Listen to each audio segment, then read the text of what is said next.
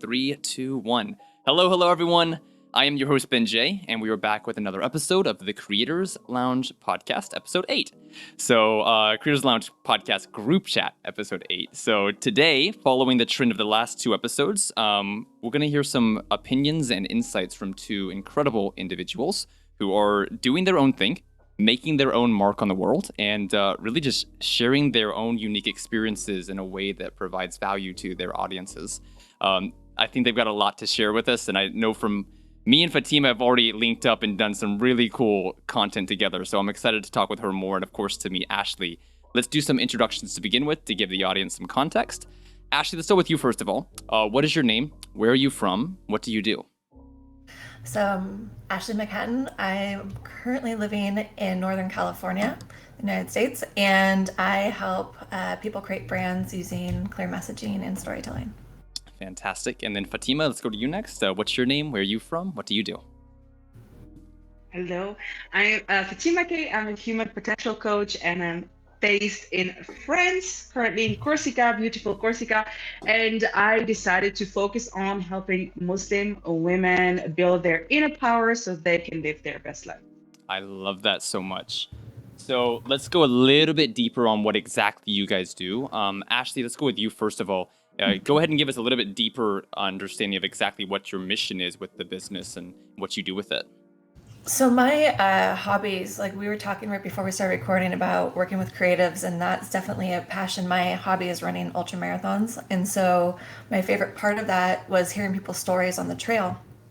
So when I decided to start my business, I just wanted to hear people's stories, but I wanted to be open to doing lots of things, which I know we'll cover later on. But so my favorite thing though was I just couldn't stay away from the entrepreneurs because I'm like, they're the ones doing brave things in the world that may or may not work. And it's very similar and analogous to people doing crazy things on trails. So I was like, how can I make these people continue to do their passions like every day with, in spite of all the obstacles? So that's really sort of like the underpinnings of my mission. And a lot of times outside of the nuts and bolts of building a business, it's really like motivating and inspiring people, which sounds really like fluffy, but I'm like, most of the time, that's what they need. They just need somebody that also believes in them and their crazy idea, because there's lots of voices that don't. So I'm usually the voice that tells them if their idea sucks, tells them if it's awesome, and then just helps keep them going. So that's how I look at my role. Oh, I love that, Ashley. No, it's funny, right? Because a lot of the times the things that we do boil down to very fluffy or inconsequential sounding things. Mm-hmm. And we just don't realize how much people struggle with these things of being inspired, being motivated, being positive. Because, for people who are living in a good place, whether by luck or through hard work, mm-hmm. It's hard to have a true understanding of what other people are living in, which is often a negative environment, an unhealthy society, a judgmental kind of culture, whatever it may be. And so they are still stuck, and we need to keep helping each other to break those boundaries, to break those limitations, and to live more fully. Fatima, give us some more depth of insight on what you do exactly with your business then. Yeah, 100%. Just as a follow-up of what you were saying, we all unique, right? And we all have our strengths and weaknesses. So you have like people that go to the Olympics, and then you have the teachers, you have the trainers, you have the coaches. And I feel like, us being like trainers and wannabe coaches or like coaches or even entrepreneurs deciding to help other people, we have that in us, I think, for a long time, and that's a true desire, and it's a huge quality, and we need people like us 100%, because not everybody, can have the awareness, not everybody can motivate themselves, not everybody, can be aware of that negative self-talk. So I love having that role, and I had this role for a long time, and then it took different, shapes and forms. And then I arrived to discovering, coaching with the Human Potential Institute, which had a totally, holistic approach, because I don't believe, only focusing on one part is going to be, like the answer. No, you have, like, you're a human being, right? Your whole organism, and you need to cater to all parts. Not, of course, impossible at the same time, but at least you got to be aware of the whole part, like how it works and how to arrive at a certain, balance. And I'm all about, like going to your highest potential. And it looks different for everybody, right? So Once I discovered the Human Potential Institute, through my mentor, Dave Asprey, and I was like, oh, this is the coaching program that I was waiting for. I was like, everybody was like, you should do coaching. You're good at it. Just do it. So I did it. And then, something that was close to my heart was, helping people in general. But I discovered, through conversation and through just observation that, the Muslim community, wasn't served, in like helping, coaching or like advice or education or training, as much as, other parts of the population worldwide. But so I was like, let me just focus, on the Muslim community and more importantly on the women, because I know that, being the strong woman that I am, like I consider myself as a warrior. Not everybody's like that. I don't expect everybody being like that, but I'm gonna fight for you. And so that's why I decided to focus on women, because not everybody do it. So yeah, this is where I'm at today. And again, it takes many different shapes and form. It's a work in progress, like discovering yourself and your flow and what you're good at is a work in progress. Like everybody wants to, like even me, I was like that. I was like, well, why is it so hard? Why am I interested in so many different things? But then, like, the more I experiment, the more work I put into it, I discover, the thing that really light me up. So I'm excited about, the future. Oh, I love that, Fatima. I love your energy all the time. And yeah, your strength just shines through the words you use, the emotions you use. I can feel it, even digitally. And I was going to say something about, there's a quote I really love. I do not recall who said it specifically, so pardon that. I think it was a Chinese philosopher, if I'm not mistaken. And the quote goes something along the lines of, to lead people, walk beside them. And so I think that it's true for what we do. It's always easier or more effective to help someone who's in your same struggle, your same situation, right? And so for me, as an individual who has ADHD and other mental health issues, if I'm able to reach people who also have ADHD in a way that someone who doesn't have ADHD would, because I understand the struggle a little bit more, right? And so it's something I remind people a lot. We often beat ourselves up because we're struggling with something that we're also helping people with. And I'm like, no, that's why you're doing what you do. You're helping people with their mental health because you've struggled with it. So you understand what it feels like. You're learning yourself and you're helping other people learn. Working from the inside out is such an effective approach to coaching or just assistance, even as a friend or as a mother or a father or a sister or brother. The inside out's the best approach. I want to jump over to you, Ashley. You talked a little bit about being an ultra marathon runner, sharing conversations, hearing stories, loving the stories, having your own stories. How did you approach the launch of your business? Was it something that just gradually came together, or was it something that's like a moment like, boom, I got to do this? Like, how did you approach it? I think 8 years in, I'm still launching my business. And I wanted to just comment on that quote too, because again, it goes back to, I think, what all three of us talk about. It's also, I think, what makes a really good leader when you're doing it next to somebody rather than like bossing them or telling them from some high peak, like where you're so disconnected from the struggle. And like ultra running, it's one person, trying to run 50 or 100 miles or 100 kilometers or whatever the distance is. But it usually takes a team and a crew, like along the way, your coaches, like your friends to meet you at checkpoints, somebody to feed you and tell you you're doing a good job and to push you to keep going when you want to quit. And so just when I started my business, I actually left my corporate job in insurance, which is super boring in healthcare. For anybody that does do that, like, good job if you love it. It was not, I can't sit still. So I started my business as a photographer. And because I had always been creative, but had started off as a pre-med student, became, disappointment as being an artist instead. And so with that, it's been the approach that I was going to try every style. So to see what I liked, knowing that I probably didn't like newborns and I didn't like weddings, and I was going to try it anyways, because maybe I'm wrong. And that served me really well, because even though, yes, I did not enjoy those activities, they were really great training for when I was doing lifestyle or branding photo shoots with clients, because I had learned all the same skill sets to do different types of photography. At a wedding, you're doing cakes and portraits and lifestyle, like you're doing a whole bunch of things. Same was true when I morphed into figuring it out, like being open to like, this might not be the thing, but this is what I'm excited about right now. And as I, got mentors and was growing my business and following business models, I liked it, but it just wasn't it. And I had fought so hard to like be the artist and be successful and like show my family wrong and all of the, negative self-talk. To say that it wasn't it was really hard. And I had a friend that I had interviewed for this course that I was kind of excited about, that I was creating at the time.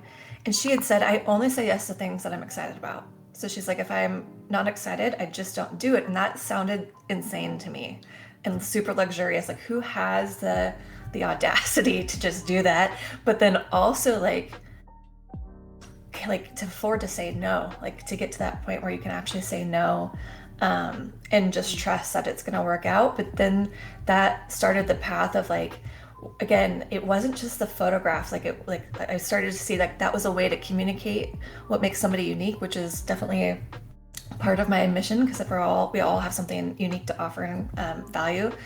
So then I started, and this is like now 4 years in, then I was like, okay, here's what I can do with the skill set that I've acquired.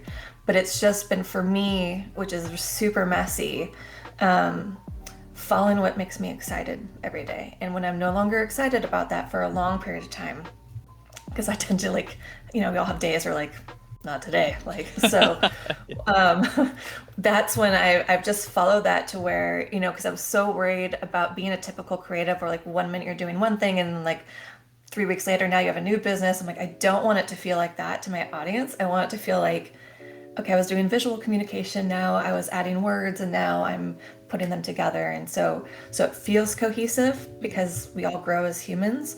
So it felt like a growth rather than just, today I'm going to crochet hats instead of my photography business, because that's sometimes what it looked like behind the scenes. So that's kind of how it started. It was messy and it continues to be messy, but I've stopped trying to judge that, and like running, because that's been a structure I go back to and like an analogy I go back to. Like, you have a direction that you go towards, but like the finish line's never guaranteed, so you have to like the process along the way, because that struggle is like the only guarantee. So if you're not enjoying hiking, climbing the mountain, popping blisters, like then just like that's not the right thing, because you have to like that part of it, not just what you hope the end looks like. Oh man, Ashley, yeah, you put it into words so well. It's a struggle that I think more of us go through than we'd like to admit. And I think a lot of it also comes down to comparison, because whenever we see the people who are doing it the best, they always look like hyper specific, or like they can do anything, or like they have their niche. Like, I know that's Michael Jackson because of this, and that's Drake because of this, and this. Like, they got it all tied down to like a formula almost. And we're so like, I think, for some creatives and individuals, like we start to compare ourselves of like, why do I not have it figured out? Like, why do I not have my iconic colors? Why do I not have my iconic branding? And it's just, we're humans. And like you said, Ashley, like we're always developing, we're evolving. That's literally why we're here. We're evolving. We can't expect to be fit into a cookie cutter box shape. We're going to keep changing, and that's what makes us exciting. That's what makes us unique and special. Fatima, I'm sure you have something to add to this. Please jump in, Fatima. How did you approach starting your own business? Was it that same messy approach, or did you like, I know what I'm going to do, I'm going to execute every day? How'd you go about it? Listen, I love that, because it's a mixture of both. I'm an action taker, so I'm not someone that dwells, like, oh, I have to do my business plan, all of that. I was like, no, I don't need a business plan. I'm just gonna do it. And so this worked for me for many things, because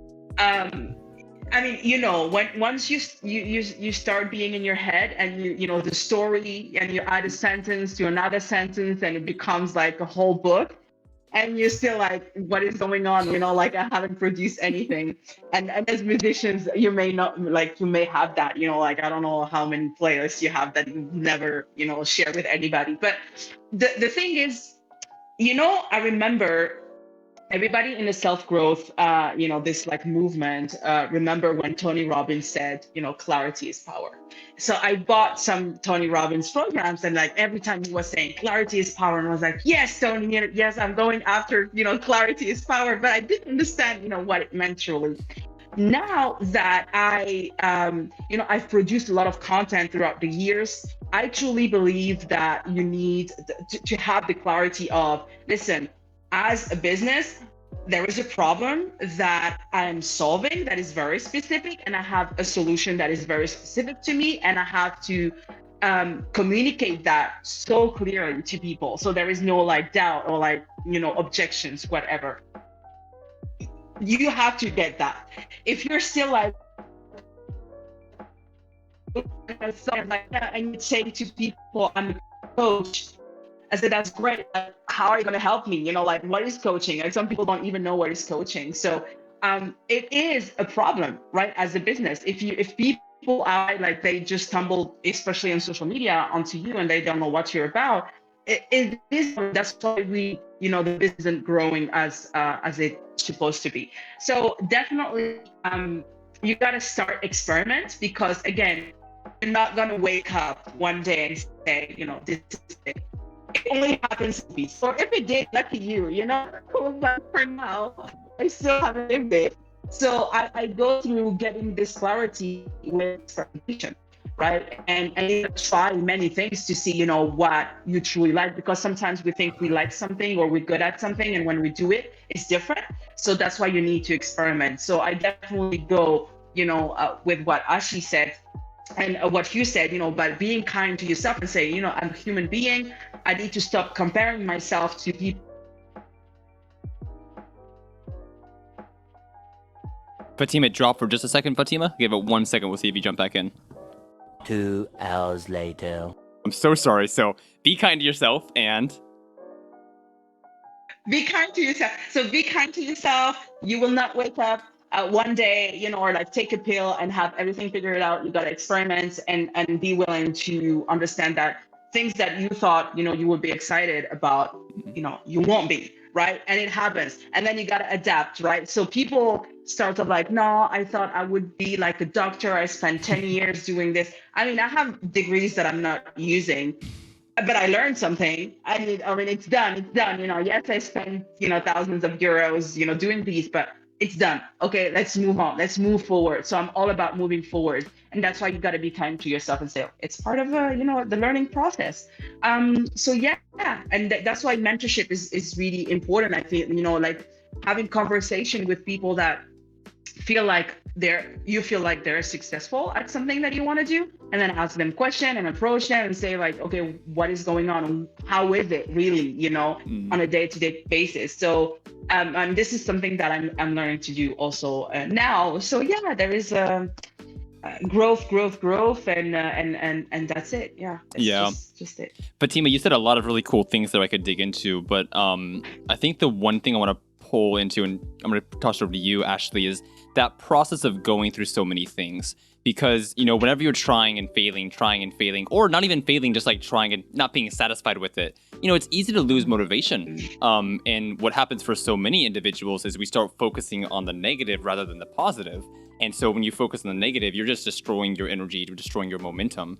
And I'm not saying it's easy, because obviously whenever stuff is going bad, like it's hard to be thankful that you are still alive. It's hard to be thankful that at least you have one good friend. It's like that stuff doesn't seem consequence. Like, fuck that. Like, I'm failing big time over here, So I want to ask you, Ashley, how have you kind of dealt with the trials and errors of business, especially with being on so many platforms? Because I know that you're someone you're on Twitter, you're on Instagram, you're on YouTube, you're on many different platforms. How have you kind of navigated that journey of like trying something and, doing some measurement on like, this works, this doesn't work. I like this, I don't like this. And how have you kind of navigated that emotionally and professionally, Ashley?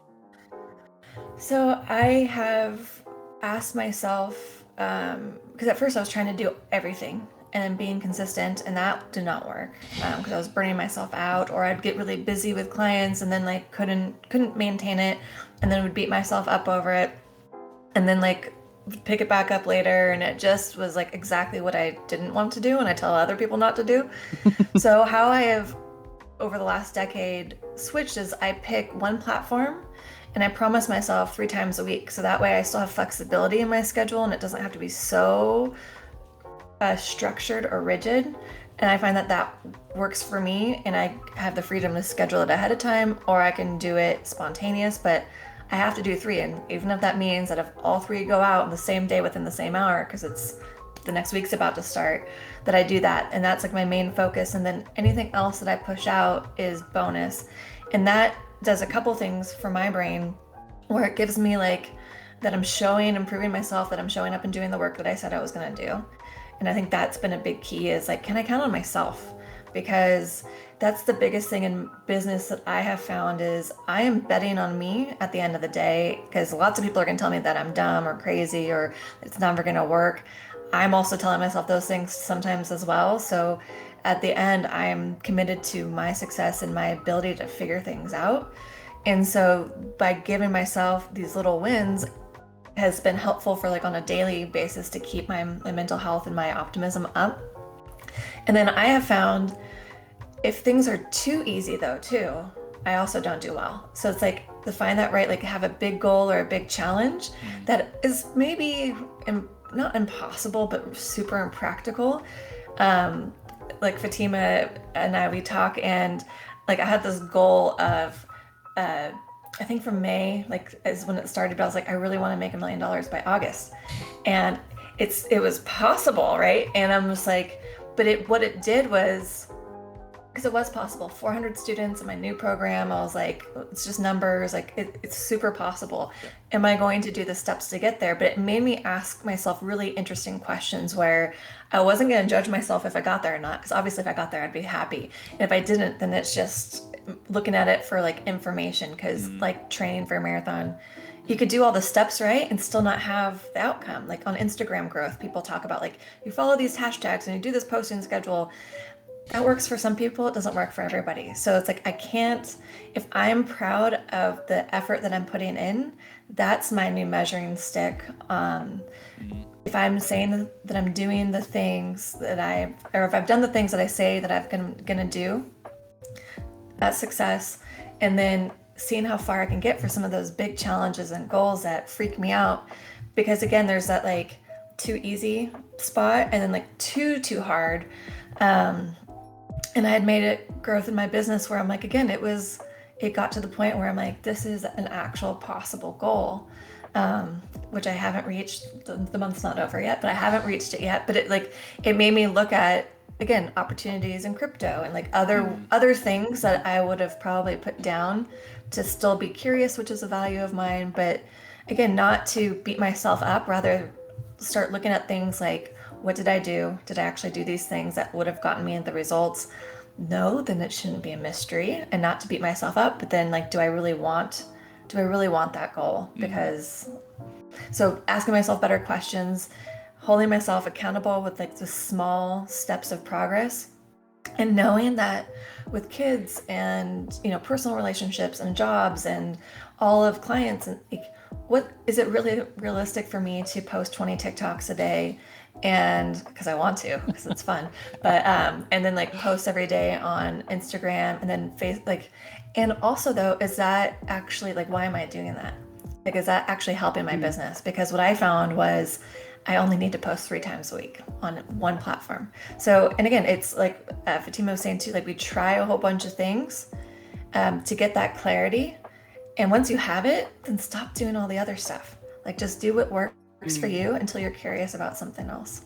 Oh my gosh, Ashley, yeah, I completely agree with that. I'm glad you said it all. On one thing I want to mention just real quick for people listening that are also trying to make their own business is that we have to create a structure of some sort for ourselves, especially if you're going from the employee mindset to the employer mindset, because the thing about having an employee mindset is they give you a structure, same as university. It's like, do this, get this reward, do this, get this reward. There's a very clear structure for how to judge your actions of whether you're doing well or not doing well. Jumping to being an entrepreneur, there's no structure there. It's like, I tried and failed. Fuck me. I'm an idiot. You know, you have to give yourself a structure of some kind to be like, oh wait, I'm doing pretty good, or I could improve here. So that's really valuable. But the more important thing is a lesson that I've learned, like you said, and it goes back to what Fatima said as well. Like, you know, Tony Robbins saying clarity is power. That's true. How do we apply it in our lives? What does it actually mean? And so the same way for me, like the past 3 years, I've been completely focused on content, following from the words of like Gary Vaynerchuk, who's a huge, you know, preacher of content, right? And so he's right. You know, having more content is definitely valuable. But how does it apply to your project, your business? And so for me, I was at a place where I was putting out, consistently 2 posts a day on Insta, 3, and I could even done 4 or 5 if I wanted to, pulling from old content reposting, things of that nature. But then I was like, what's the point? Like, why do I need to post 5 times a day on Insta? What's it actually doing for my audience? What's it doing for the project? And so that's a really big one is, there is insight out there, but how does it apply to us and how can we adjust it for ourselves? Fatima, please jump in because I'm sure that you want to say something about that as well. Yeah. So again, I think from when you have Gary and all of the I wouldn't call them the gurus, but the people that really had success on social media, when they give you the advices, they come from a mastery place. So that's why they make it sound so easy and but okay, that's great. Post a lot a day. However, you got to know how to analyze your posts, because if you're just posting for posting, what's the point? As you said, it's a big waste of time. And then what's the purpose? How does it gonna make me money? Am I gonna use it, to make me money, or am I just gonna use it to be creative and just post, whenever I feel like it? So you gotta ask yourself these questions. So now you don't have any more excuses of not knowing because you have so much content of people, saying that, like we are saying it. Listen, learn from our mistakes. We've been online and saying, I'm just gonna do it and see what happens. But now, truly, as you said, you need that structure. You need to know, what are the priorities that you got to work on so you can reduce, the waste, of your energy, of your resources. And again, like we discussed, Ben, and actually knows that I enjoyed, experimenting. I never, I didn't end up in the streets. I wasn't hungry, so I always worked. But I was, enjoying discovering, being an entrepreneur. But now I'm getting tired, 3 years, 4 years, 5 years down the line, I need my return on investment. So I quit, trying to figure it out because I know how to create content. I've learned, I built so many competencies and skills, but I don't have the money. So now it's okay, I have to think as a businesswoman, which is different as thinking, as a creative, or just thinking as a rookie, entrepreneur. So I'm sick and tired. I need my return on investment. Okay, let me get help for someone that really, worth it. And I'm a coach and I know the value of investing in coaching. So I'm going to invest in a coach that, have a whole structure, not saying, you can do it or post time 5 times a day and you're going to make it. No, that's not this type of coaching. So very, finding someone that did it, that has, a track record, and then you can, entrust, and it's really expensive. So I'm let me invest in that because it's really time. I don't have time to figure it out, how to build a funnel online and all of that, because you can, but it's going to take you, years and years. And knowing us being creative, you're going to be oh, I want to learn about Google Analytics. And then let me hang out on TikTok. What is going on here? And then I'm going to launch my YouTube channel and see. And then you arrive at the end of the year, it's nothing happened. Yes, you have 10 accounts, and yes, you created content, but nothing happens money-wise and all of that. So I was no, I need to stop this, this process because it's not working. Because what I really want is financial freedom. What I really want is to live out of my business and not, having side hustles on the side to make a living, right? And stop being in survival mode. So yeah, and all of that you only learn with time. Trial and error and successes and these conversations and listening to podcasts until you really, build your awareness of this is how the picture looks like. And you'll never have a whole, 360-degree view. But it's the fun of it. And that's why you need these conversations. That's why you need, to ask for help and, feedback, 100%, feedback on your content. Don't be afraid of asking how does it look? Tell me really, it's good. It doesn't help me. Thank you so much. It gave me a dose of positivity. But so this is important. But again, you're by yourself. You're trying to build the $1 million thing. It's hard. So it's hard, and you can't do it by yourself. However, what you can do is have as we said, the clarity of like, where am I going, what's my vision, right? And then gathering all the help that you need to help you get there. So yeah, but this is something that I've learned this year, so I can't tell you, I had it all figured out. I haven't. Still in the process, yeah. But Fatima, thank you for mentioning, because now you and Ashley have both said this, and it's something that I really strongly believe in as well. So many of us get into, especially in the creative fields, we get into this thinking that we're the one-person show. We can do it by ourselves. And in reality, that's just not feasible. Like Ashley said, if you're a marathon runner, like, you get the center of attention, but you've got to have doctors, you've got to have motivators, you've got to have people on hand to give you water and tell you when to take breaks. And we don't see it happening for people like Tony or Gary all the time, but they're also surrounded by individuals who are saying, be here this time, do this now, record this video, and so, doing it by yourself is great at first to kind of break yourself into the game, get some hands-on experience, figure out what's going on. But as you continue to grow and develop, it's impossible without people that are, giving you guidance and feedback and adjustments, supporting you emotionally, just being there for you in general. So whether it's coaching or just having other people who are in the same field as you, you've got to build that community for yourself, no doubt about it. Ashley, I want to ask you something real quick, because Fatima was talking about, realizing she was putting in all this work and not getting the financial, kickback from it all, which you deserve for doing the work you're doing, the value you're providing. And then Ashley, you mentioned also before getting to doing a business, how your friend was like, I say no to anything that doesn't excite me. I feel like those kind of decisions come from the same place of like, whenever we're seeking stability and safety, we're afraid to say no to any opportunity. And we also feel like we're not good enough, so we overperform so that we can feel like we're good enough to get money or whatever.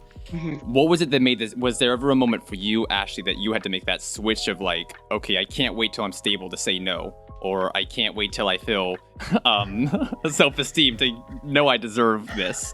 Was there a moment like that for you? What's helped you get a better relationship with it? Oh, how much time do we have? So it's, for me, what the thing was, it was interesting, like when I first started my business and I was just trying to find people to like build my portfolio, couldn't give away my work. Nobody wanted my free session or whatever. The moment that I charged $50, people signed up, and I'm like, seriously? Like, it was free, like, okay. So that was an interesting lesson, number one, that people will pay attention to what they pay for. And then the undercharging, which chronically happens and has happened.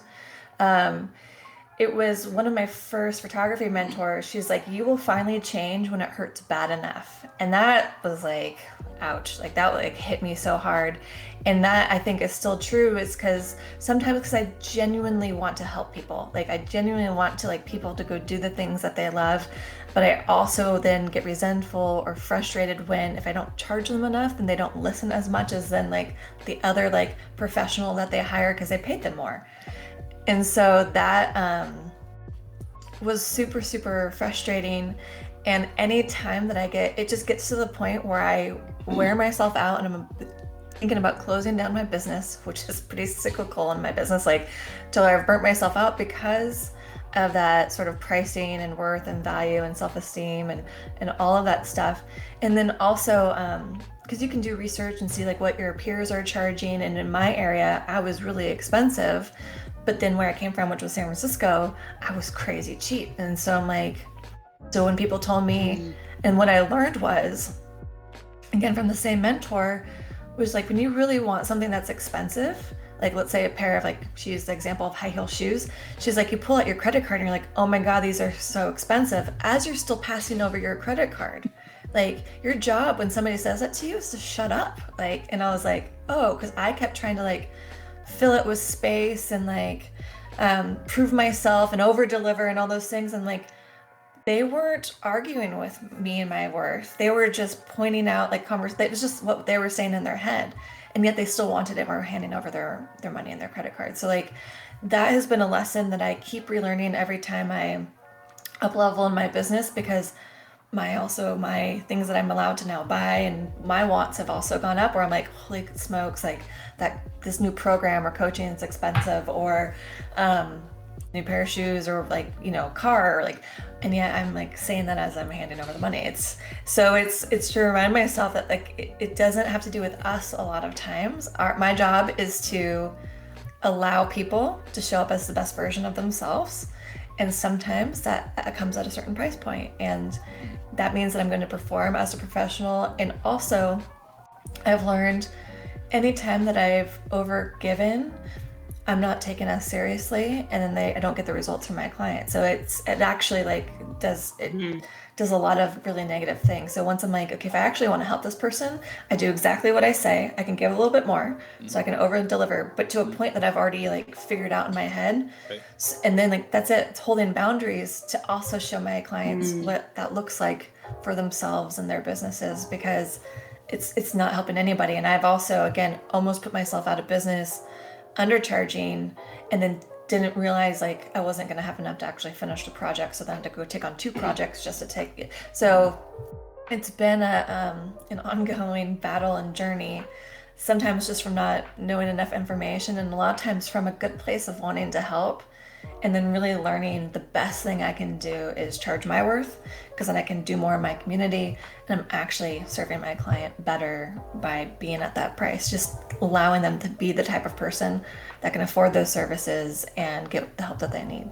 Oh yeah, absolutely. As a real quick funny point, I saw a meme on the internet. It was they're comparing 2 kinds of clients. It's the $50 client, hey, I'm gonna be late on the payment, versus the $50,000 client, hey, I sent the money, thanks. So. I think Fatima and I have seen that same meme recently in one of our entrepreneurial groups, and I was like, it's yes. They're well, why? And that's but back to what you said, though, I think it's even more important is that we have to develop a strong sense of self, because I've noticed for myself as well, whenever you are not secure in who you are as a person, you're doing your best to hold on to people. You don't want to lose that client, that student, that best friend, that partner. And so you're sacrificing your own morals and your own health just to make them stay when it's not even healthy for you. They don't want to be there. You should let them go for your own good and for their good. And it kind of goes, to me, it goes back to your relationship with attachment. Are you strong in yourself, or are you anxious? Are you avoidant? And the more that we can develop our own sense of strong self, it's more like, here's who I am. You like me, you don't like me. You work with me, you don't work with me. I'm not losing anything. Come or go. It's up to you. I am who I am. Well, and also otherwise it erodes your identity, and then you start questioning your value and who you are even more than maybe learning a new skill, and you're like, oh, I'm going to just give this to try it. It robs you of so much, but most importantly, I think your sense of self that you should be building and working on, and your confidence, and it just does so much more damage. And again, if you're new at something, charge less than the market value, say that you're new, own that, but don't let somebody bully you for that. And again, be willing to walk away, which is really hard when you need the money. And it's easy to say when you're on the other side of it, but there's been moments when every time I pivot, I usually, because I'm not good at transitioning neatly, I just shut everything down and then start something new. So there's always that gap of, oh, I could really use a project right now, but and then just say no, because I'm no, I'm going to trust that something else will happen, or I will figure out something else, but I'm not going to take that client because I've learned that lesson. You learn it once, and that's it. Well, and real quick, as just a quick bullet point here, because I think it's something that needs to be said, is that we always have that complaint of it's easy to stay on the other side. But no, we can say that because we already went through all of hell already. And you can't learn the lesson unless you've been through hell. You can't learn unless you've hit rock bottom. And that's when you learn those lessons. So yes, it's very hard to learn the lessons when you have nothing, but that's the only place you can learn it. You can't learn it from a place of already being there. There's no reason to learn it. If you've already crossed the chasm, you don't need to cross it anymore. You've got to learn in the darkest moments. Yeah. And I think hearing your podcasts and stuff, finding those conversations where when you go there and you learn the hard way, because I also agree, that's just how we learn, which I'm why did I, it's just how I learn for sure. And but to know that, again, to hear things that you're saying and pick that out and say that's one, how we learn. So you're on the right track, congratulations. This is you making progress. You've now learning a lesson that hopefully you won't have to learn more than once or twice. And then to also hear that if you keep doing this, you're going to start questioning who you are and your value and your worth even more. And that's what's dangerous, because that shouldn't be what's compromised out of this. Frustration, maybe lack of sleep, some dollars, but not your self-worth and value. So to know that if that's happening, learning to say no and hold boundaries becomes the priority and the goal. completely agree. Fatima, I want to jump down to you. I'm sure you have some stuff to say in response to that, but also as a more broad question, Fatima, what are the elements of your business that you're working on improving right now? Now, obviously, Ashley talked a lot about self-esteem and, its relationship with yourself and with your clients' boundaries. What about for you, Fatima? What's the stuff that you're working on developing in your own project? Yeah, so as a follow-up of what you were saying, I would really like to focus on the idea of self-image. Like, what's your self-image? We all have trauma and um, money issues or like blockages or whatever you want to call them. Work on them because, as I was a mindset coach, before focusing on the human potential side, on the holistic side.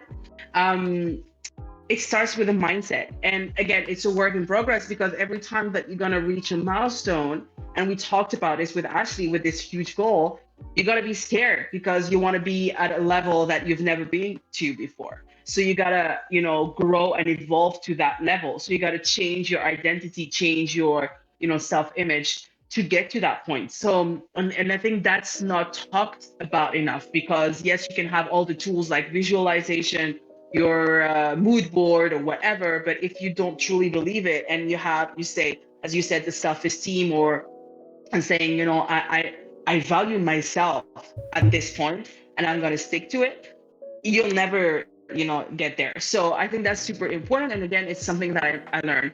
What I focus on is having this, funnel of like, okay, first of all, the products, because I want to get out of the one-on-one coaching because it's something that I cannot scale. So I am working on building my coaching program, and then the funnel around it, and just marketing myself as the person solving that specific problem and bringing you this solution that the best in market, because I combined whatever. So this is it. This is what I'm focusing on. So I've learned all the tactics, but I was lacking the strategy.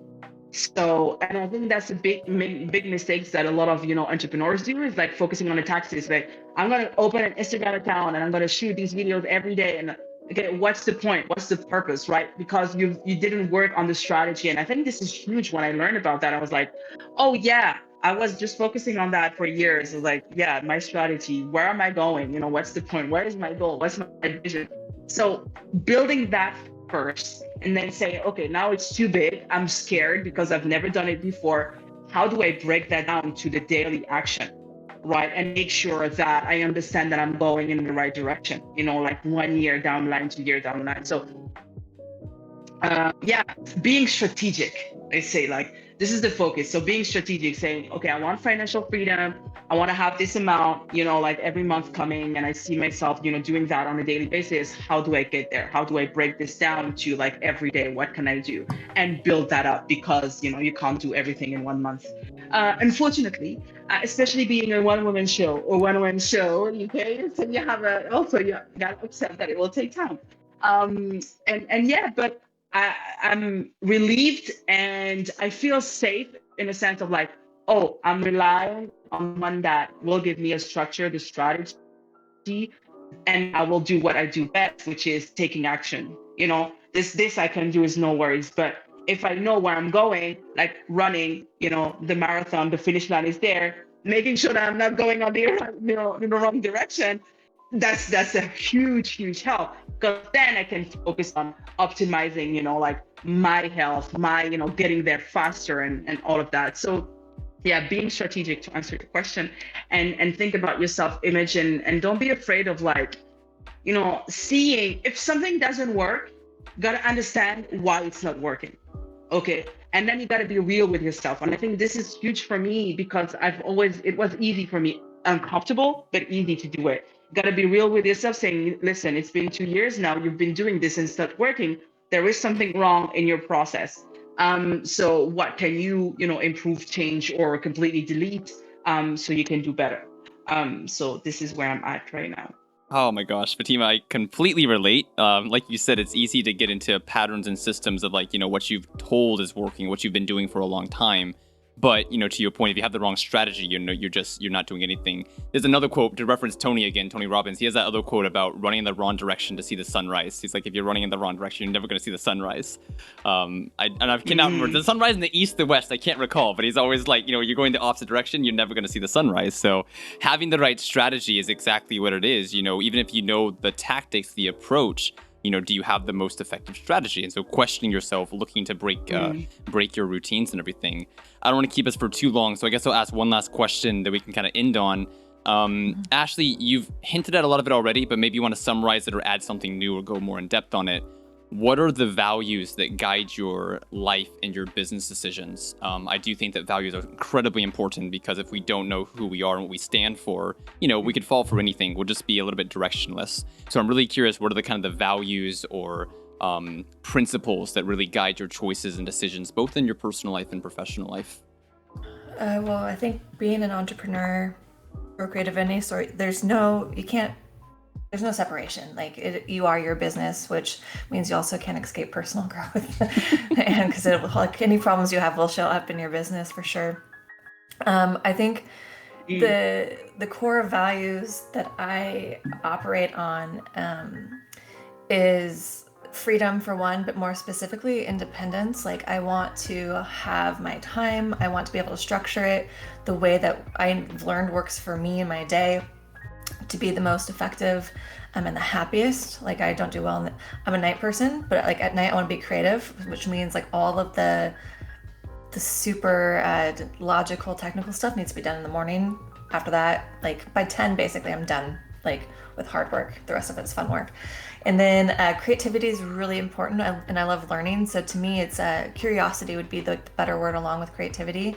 I want to remain curious, so that way I stay open-minded about new ideas and new approaches and strategies to let me pivot. Or if, like when I first started my business, if something's not working, to not be afraid of putting it down. So like to remain curious, and then that way I can try new things and find clarity again.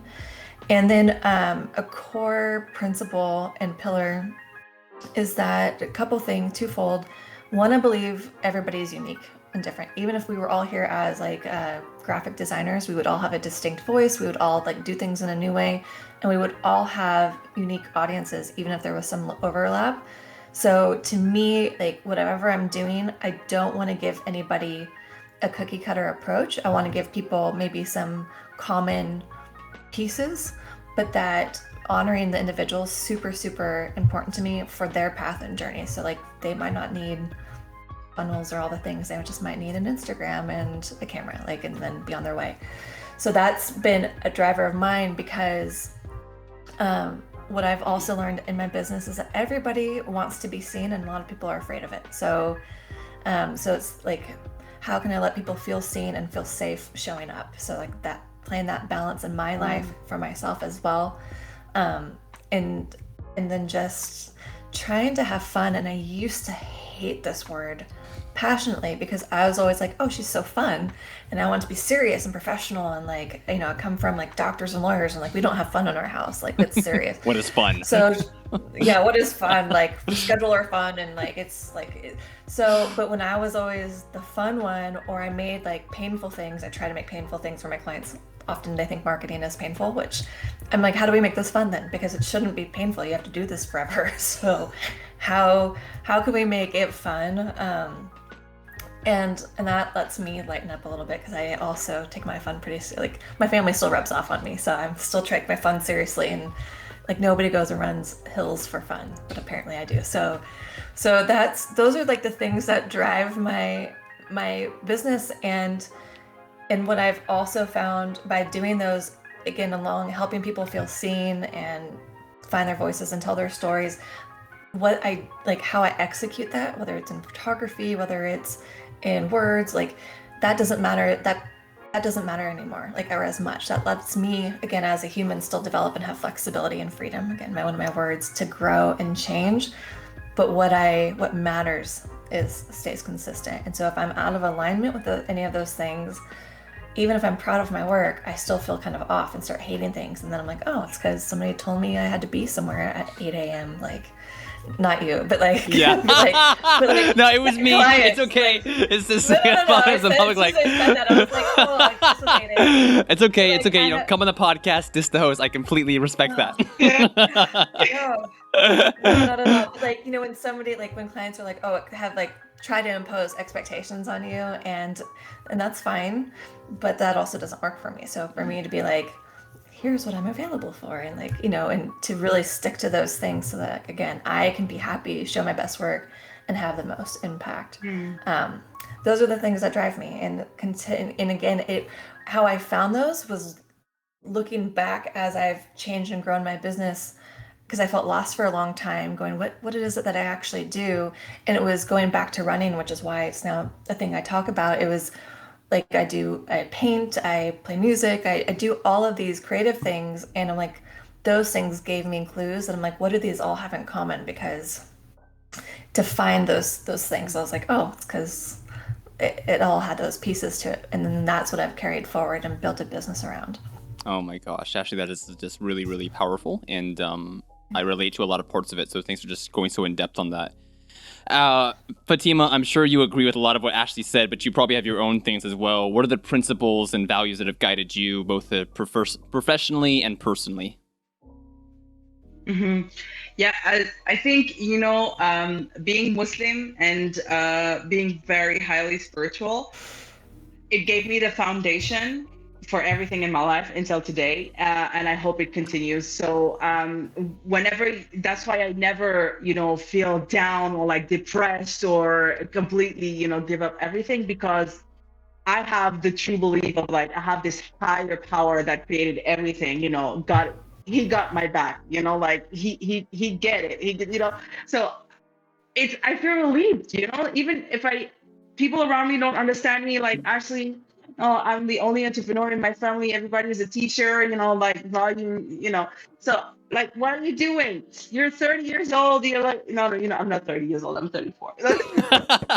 You're 34 years old. You're not married. What is going on when you don't have a stable job?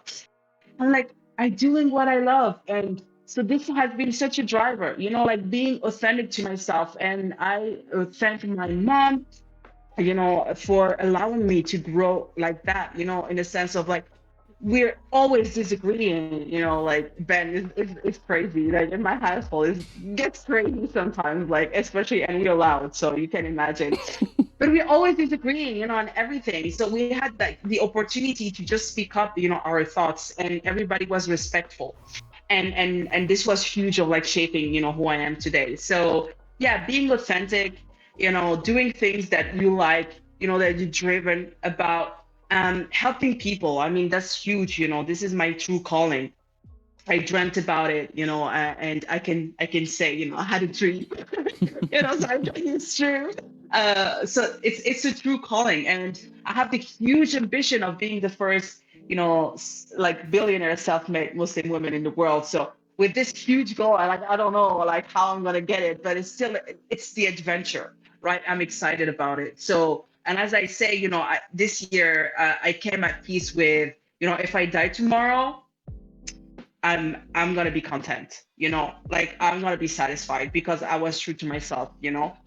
So yeah, this is it. And you don't need that much, you don't need that much to just be to create incredible things. Many people did it. So that's why I say, you don't have an excuse, or because now with the information age, we have so many examples around us, that did the impossible or they do crazy things. If you want to try something, just do it. And I'm all about, taking action and taking chances, because, the world is full of opportunities. Oh my gosh, And this is what amazing. drives me. Ashley, Fatima, I really, really appreciate you both sitting down and just opening your minds and hearts and just giving all this insight to us, to the audience listening. There's really nothing to say. They said it all so beautifully already. So, just hearing from them, their own words, you obviously had to go check them out. Please do check out their pages, interact with them, be around the community, because as you can see, they've shared so many insights. But I think one of the overarching ones that I recognized was that it's easy for us to feel lost. It's easy for us to feel aimless and hopeless. But really, we have our whole lives in front of us to figure things out. And so if we are committed to developing ourselves and developing who we are as individuals, creating our happiness, it's absolutely possible if you're willing to continue to try and fail, and learn from the failures and successes, because life keeps happening and we keep happening along with it. And as long as we stay in the game, we can always create our reality. Everyone, thank you so much for watching. We'll see you on a future episode. Take care and good night. All right, guys, that was awesome. How do you feel?